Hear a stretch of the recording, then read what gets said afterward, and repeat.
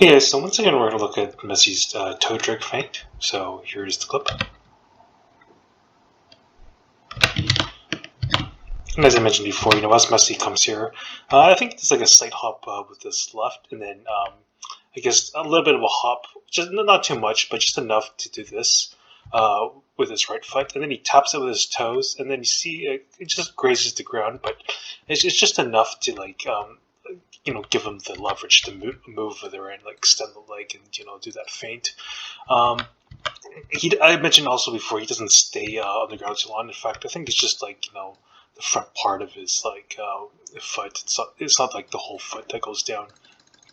I mentioned this is really good, especially if the defender's angled towards you and wants to like force you to go down the line and they're close enough to like push you, but they're prepared to see like if you go this way, feint this way. So when you do that, kind of tells the defender, oh, like the ball's going this way, you might be prepared to go. So he might shift over there, and then when you do that feint, that's like a confirmation that you're going to go this way, and then you can go to the other side. Now the only downside to this is like as you flick it over there, you do lose a little bit of control, so you can't immediately like do an inside cut right away. It's just a little bit of a lag period, if you will. So there's another defender here. It's quite possible he might take the ball away. So you got to make sure at least this part of the pitch is free and doesn't have any defenders in it. And here's me doing it.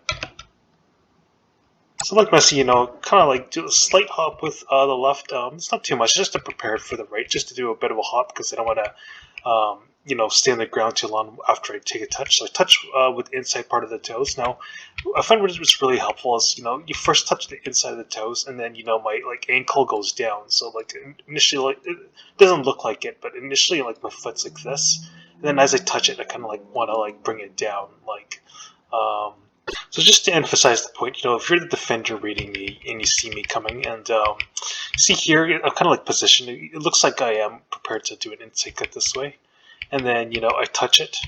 So as soon as I touch and you see the ball moving this way, you're like, oh, I might be going to the other side.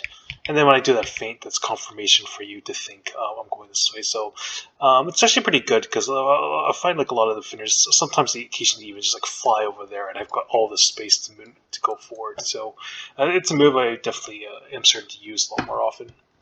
Just to be clear, just want to say, like as you touch the ball. This is his right foot, but with the left foot, basically, I'm just saying, as you touch the ball here, it's like your like ankle kind of flops down like this in this position, and then I think it's easier to like just graze the ground. Otherwise, after you touch the ball, you kind of have to like stomp your foot down, and then that ends up being too much time in the ground. Where like naturally, if you kind of just like flop your ankle down as you touch the ball to the side on the way down. That gives just just a very quick graze in the ground, so the defender has a hard time reading what you're trying to do.